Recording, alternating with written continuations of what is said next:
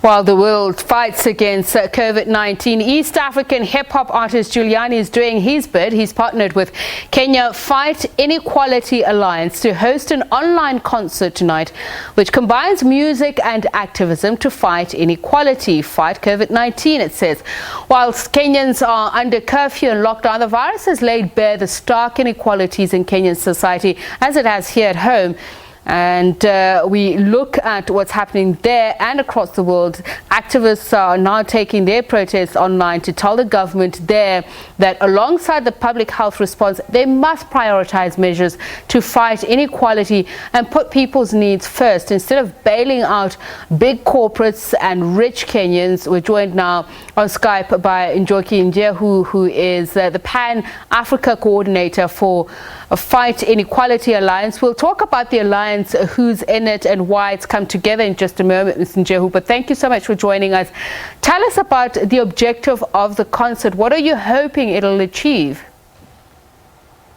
Well, the idea of the concert is that it combines activism and art. In these dark, difficult times, people need to be able to protest. People need to be able to speak to their government, even under curfew and under lockdown. So the concert is to bring the music, which is protest music, but also to be able to bring people together to speak to government, to speak to State House, to tweet demands about putting people first and caring about the needs of water, public education, universal health. Who have you identified as the most vulnerable, especially under current circumstances? We know that governments are doing what they say is their best to at least give protection to the most vulnerable. But who do you see as being left behind?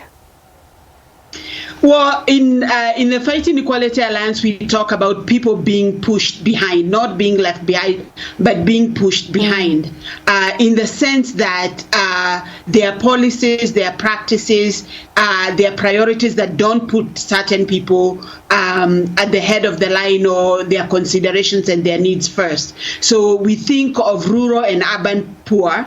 We think of day income earners, people who go out every day and make money in order to be able to feed their families. Those are the most vulnerable. But we see a Kenyan government that, for instance, is considering refusing debt relief from the IMF, because if they do take the debt relief, they will not have access to capital markets. And one has to wonder who is the audience, who are the constituents for the capital markets. It's investors, it's billionaires, it's not the majority of Kenyan people. And this is the problem that we have in terms of the priorities of the government. And in that context, what would you have them do? How would you rather the government react?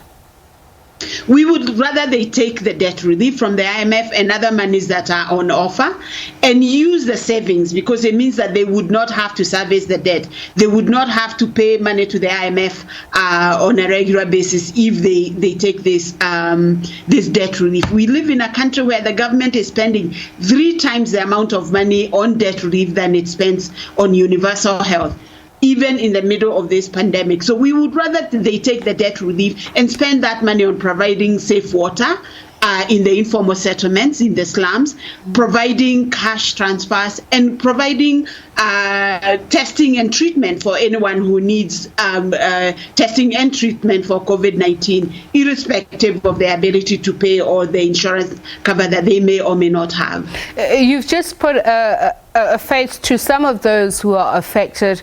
I want you to expand a little bit more, put a face to those others who are also impacted on this. The figures are shocking. 0.1% of the people who actually have the wealth in Kenya, and there's tax dodging, I believe that's to the amount of $1.1 billion US. Who is worst affected by this, if not just people in the informal settlements? It is workers who cannot go to work. it is people who work on farms, it is the rural poor.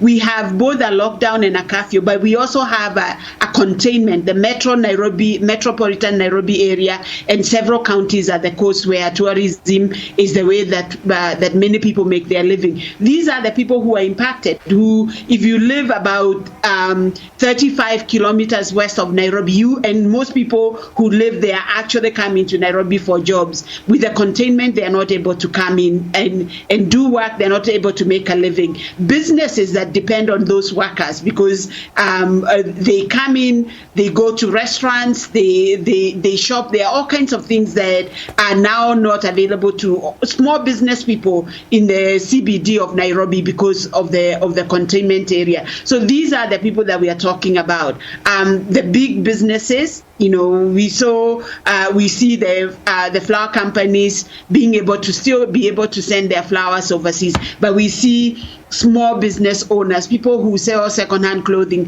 people who sell agricultural products. My own mother has had to sell her avocados and her sweet potatoes door to door to her neighbors because the markets have closed down. And that is just one example. At least she has neighbors who are able to maybe even trade for different kinds of products. But for some people, they can't get the food that they normally get because farmers are not able to go to market, and they're not able to go to market. They cannot earn the small income that they do. So people are going hungry, and people are worried that the lockdown and the curfew will kill them before the virus does. Tell us a little bit more about some of those women and people with disabilities disproportionately impacted by this, not only poverty, but as you say, some of the measures that push them out, push them behind of at least benefiting from those measures.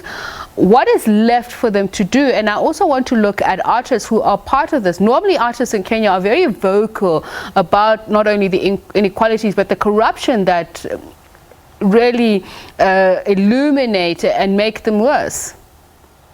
Yeah, so we have actually seen one of the most wonderful things and the hopeful thing about what has been going on in terms of ordinary people responding is that we have seen women organizing in the informal sectors, in the slums, to make sure that their neighbors are able to get food, and whatever little that they have. It is an African, it's a Kenyan tradition that people share whatever little that they have. People are sharing not out of abundance, but out of caring for their neighbors. Ubuntu is very much being practiced here. So we see groups of, there's one of our colleagues, Kimani, he has eye problems, he's legally blind, and he's organizing his community of people living with disabilities to make sure that those who are not able to go out, those who are not able to get food, to get water, do get those things. There are issues of even how they put the washing stations where people who are in wheelchairs or who are otherwise disabled are not able to get that. So we see people responding in that way.